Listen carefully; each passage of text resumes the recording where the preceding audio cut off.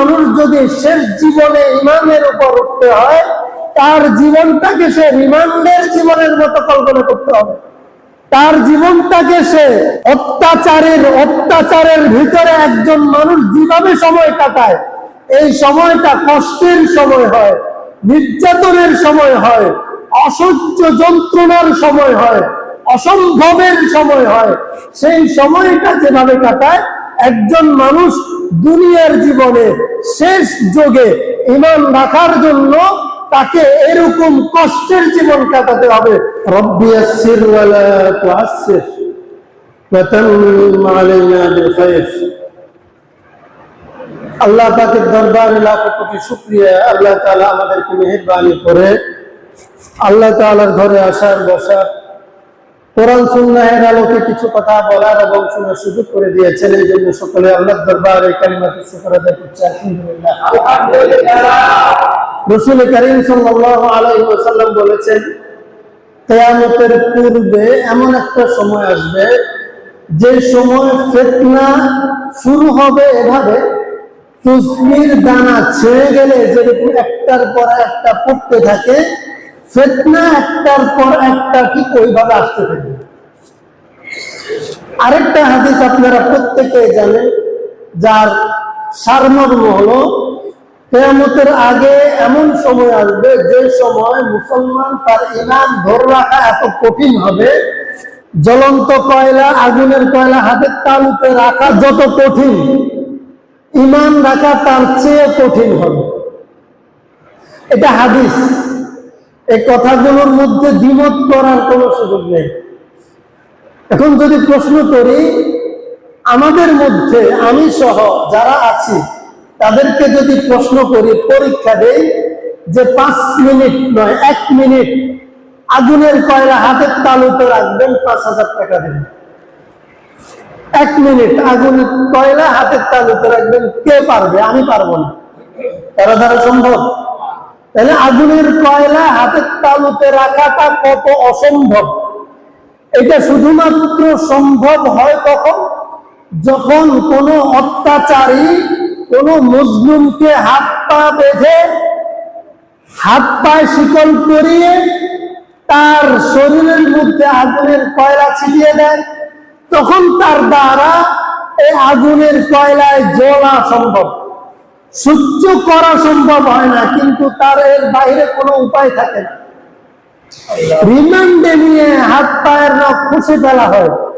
হযরত বেলাল হাবশীকে আগুনের মধ্যে শুইয়ে বুকের উপর শক্ত ওজন ভারী পাথর চাপিয়ে দিয়েছে।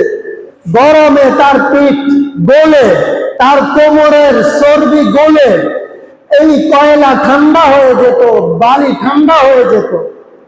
তাইলে একজন মানুষকে হাত পা বেঁধে বাধ্য করে শক্ত অবস্থানে নিয়ে রিমান্ডে নিয়ে নির্যাতন করা ছাড়া এত কঠিন কষ্ট সহ্য করা কোনো মানুষ দ্বারা সম্ভব। আয়না ঘরের কথা শুনেছেন না? এই যে কষ্ট, আমরা কে পারবো সেঙ্গি দিয়ে 1 ঘন্টা 1 মিনিট করে থাকতে? আগে তো সেঙ্গির একটা প্রচলন ছিল, স্কুলে মাদ্রাসায় সেঙ্গি দিয়ে রাখতো, কয় মিনিট পারতো। কিন্তু ঠিক সেঙ্গির অবস্থায় হাত পা বেঁধে পায়ের নিচে, গিরার নিচে বাঁশ ঢুকিয়ে, লোহা ঢুকিয়ে এভাবে ঝুলিয়ে রাখতো দিনের পর দিন, ঘন্টা নয়। তারাও তো ছিল, স্বাভাবিকভাবে ছিল না। স্বাভাবিক, তাহলে স্বাভাবিক জীবনে সম্ভব না। তাইলে বুঝছেন একজন মানুষের জন্য ঈমান রাখা কত কঠিন। অর্থাৎ একজন মানুষ যদি শেষ জীবনে ঈমানের উপর উঠতে হয়, তার জীবনটাকে সে রিমান্ডের জীবনের মতো কল্পনা করতে হবে। তার জীবনটাকে সে অত্যাচারের ভিতরে একজন মানুষ যেভাবে সময় কাটায়, এই সময়টা কষ্টের সময় হয়, নির্যাতনের সময় হয়, অসহ্য যন্ত্রণার সময় হয়, অসম্ভবের সময় হয়। সেই সময়টা যেভাবে কাটায় একজন মানুষ দুনিয়ার জীবনে শেষ যোগে ঈমান রাখার জন্য তাকে এরকম কষ্টের জীবন কাটাতে হবে। অর্থাৎ তাকে কখনো পরিবারের কথা শুনতে হবে, বন্ধুদের কথা শুনতে হবে, নিজের খায়েশাতের বিরুদ্ধে চলতে হবে, সমাজের প্রচলিত নিয়মের বিরুদ্ধে তাকে থাকতে হবে। এমনও সময় হবে সে সমাজে এক ধরা হয়ে গেছে, তার সাথে কেউ নেই, তার পাশে কেউ নেই, সবাই তাকে পাগল বলে, সবাই তাকে অনেক রকমের কথা শোনায়। যেরকম ভাবে বর্তমান সময়ে গত সপ্তাহের আলোচনা যেটা ছিল ইসকনের আলোচনা, ঢাকা PNP কলোনির বড় মসজিদের জুমার মসজিদের খতিব মুফতি মহিবুল্লাহ সাহেবকে ইসকন গুম করেছে, সেখান থেকে উদ্ধার হয়ে এসেছে। উদ্ধার হওয়ার হালত ছিল কি, তার পরনে কোনো পোশাক ছিল না, তিনি উলঙ্গ অবস্থায় রাস্তার পাশে ঘাসের উপর শোয়া ছিলেন, তার দুই পায়ে শিকল পরানো ছিল, তার দুই পায়ের শিকল গাছের মধ্যে লাগানো ছিল, তালা দিয়ে লাগানো ছিল। এই অবস্থায়, অজ্ঞান অবস্থায় একজন মানুষকে পাওয়ার পরে প্রশাসন যখন তার জবানবন্দি নেয়, তাকে একদিন হাজতে রেখে বাধ্য করে বিভিন্ন প্রক্রিয়ায় তাদের কথা অনুযায়ী তার ছোট মেয়েকে ধর্ষণের হুমকি দিয়ে, তার ছেলেদেরকে অ্যারেস্ট করে জঙ্গি তকমা লাগিয়ে এই মাওলানাকে দিয়ে নতুন করে আবার আরেকটা জবানবন্দি নেয়। জবানবন্দির ভাষা ছিল, আমার ইচ্ছা হয়েছে, আমি চলে গেছি, একবার সিএনজিতে উঠেছি, আরেকবার শ্যামলী বাসে উঠেছি, আমি গিয়ে পঞ্চগড়ে গেলাম, সেখানে গিয়ে আমার কাছে শীতের প্রকোপে আমার কাছে ভালো লাগে না, শীতের কারণে আমি বেদিশা হয়ে জামা কাপড় খুলে উলঙ্গ হয়ে শুয়ে গেলাম, শীতের কারণে বেদিশা হয়ে হাত পায়ে শিকল পরিয়ে, হাত পায়ে শিকল লাগিয়ে গাছের সাথে তালা মেরে আমি শীতের কারণে শুয়েছিলাম। এই যে একটা জবানবন্দি, এটা কি পাগলের জবানবন্দি নাকি সাধারণ মানুষের? এই যে উনি যে এই জবানবন্দিটা দিয়েছেন, উনি কি সাধারণ অবস্থায় দিয়েছেন? একজন মানুষকে যদি বলে শীতের কারণে কোনো পাগলও কি জামা কাপড় খুলে উলঙ্গ থাকতে দেখছেন? জামা কাপড় পরার বিষ পায় নাই, শীতের কারণে বেদিশা হয়ে হাত পায়ে শিকল লাগানোর হুঁশ ছিল না।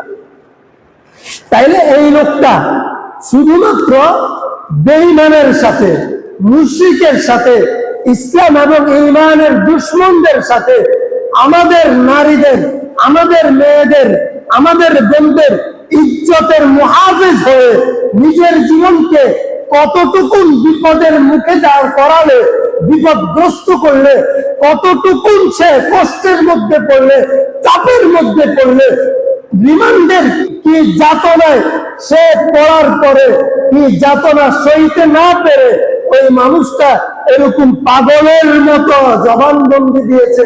তাইলে বুঝেন এরপরে তার অবস্থা, মানসিক চাপ, কালো জাদুর প্রভাব, এবং হতে পারে কারো কারো বক্তব্য অনুযায়ী হতে পারে এমন কোন ইনজেকশনের প্রতিক্রিয়া, এই সব কিছু মিলিয়ে ওই আলেম মুফতির এমন অবস্থা হয়েছে, সে ঘরে থাকতে চায় না, জামা কাপড় খুলে বাইরে চলে যাচ্ছে, নিজের সন্তানেরা তাকে ধরে রাখতে পারে না, এলাকার মানুষ তাকে ধরে রাখতে পারে না, চ্যাংদোলা করে নিয়ে আসে, সে চিৎকার করে চলে যায়, মাটি দিয়ে শুয়ে পড়ে, তাকে রুকিয়া করতে হয়, তাকে সুস্থ করার জন্য, তাকে স্বাভাবিক করার জন্য কোরআন তেলাওয়াত করতে হয়।